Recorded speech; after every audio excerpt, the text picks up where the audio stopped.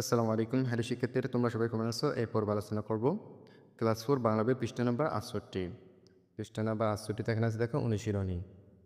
অনুশীলনী একেতে আছে দেখো এখানে জেনে নিই। আমাদেরকে এগুলো জেনে নিতে বলছে। এখানে আছে দেখো, ছোট্ট বোনটির সারাক্ষণের সাথে ছিল কাজলা দিদি। দিদি চিরদিনের জন্য তাদের ছেড়ে চলে গেছে। তা সে জানে না, বুঝে না। প্রতি মুহূর্তেই সে তার প্রিয় কাজলা দিদির জন্য অপেক্ষায় থাকে। সে কোথায় গেছে? কেন আসে না? তা জানতে চায় মায়ের কাছে। মা উত্তর দিতে পারেন না, মুখ লুকিয়ে শুধু কাঁদেন। এখানে ২ নম্বর আছে দেখো, শব্দগুলো পাঠ থেকে খুঁজে বের করি, অর্থ বলি এবং নতুন বাক্য লিখি। এখানে আছে দেখো সুলভ, জোনাই, দিদি, নেবু, বইছাপা, মারাশনে। আমরা এগুলো অর্থ জানব।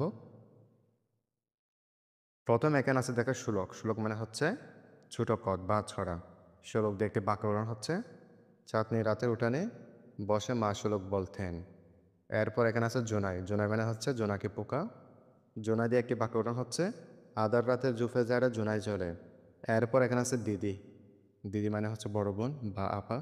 দিদি দিয়ে একটি বাক্য গঠন হচ্ছে, দিদি আমাকে খুব স্নেহ করেন। এরপর এখানে আছে নেবু। নেবু মানে হচ্ছে লেবু।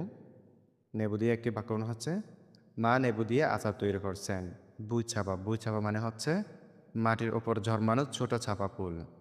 বই চাপা দিয়ে একটা বাক্য গঠন হচ্ছে, বই চাপা গাছের মাঠ ছেয়ে গেছে। এরপর এখানে আছে মারাশনে। মারাশনে মানে হচ্ছে পা দিয়ে পিষে না যাওয়ার নির্দেশ। মারাশনে দিয়ে একটা বাক্য গঠন হলো, নিফা ফুল গাছগুলো মারাশনে। এরপর এখানে ৩ নম্বর আছে দেখো, বিপরীত শব্দগুলো জেনে নিই। এখানে আছে দিন, এখানে রাত। দিনের বিপরীত শব্দ রাত। এরপর এখানে আছে ঘুম, ঘুমের বিপরীত শব্দ জাগরণ। এরপর এখানে আছে ডাকা, ডাকার বিপরীত শব্দ হচ্ছে খোলা। এরপর এখানে আছে নতুন, নতুন বিপরীত শব্দ হচ্ছে পুরানো। এরপর এখানে আছে জলা, জলার বিপরীত শব্দ হচ্ছে নেবা। ৪ নম্বর আছে দেখো, ডান দিক থেকে ঠিক উত্তরটি বেছে নিই ও খাতায় লিখি।